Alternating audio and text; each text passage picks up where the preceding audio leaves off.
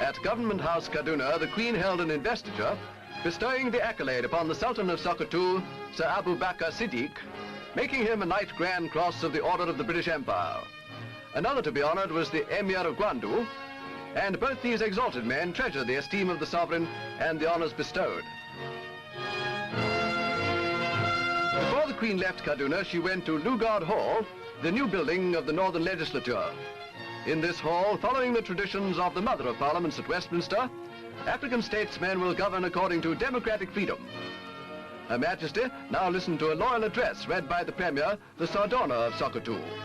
The address expressed the general gratification of northern Nigeria that it was assuming greater governmental responsibility.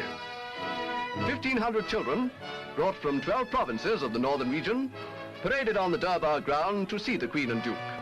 The little daughter of a village elder presented a bouquet, and presents were brought for the royal children. The visitors drove round so that all the Queen's young subjects should have a close view.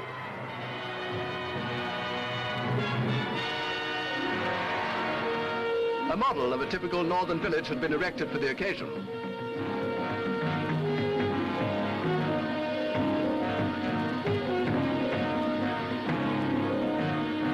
The Duke visited a tin mine near Jos, just over 100 miles from Kaduna. Jos is the centre of the tin mining industry, which is spread over nearly 12,000 square miles.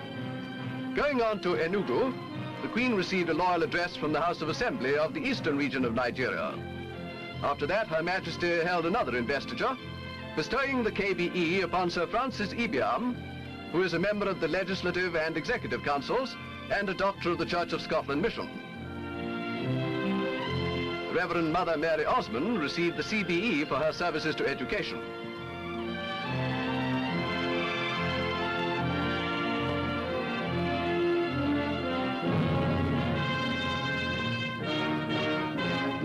At a Government House garden party, Her Majesty met many African notabilities of the eastern region.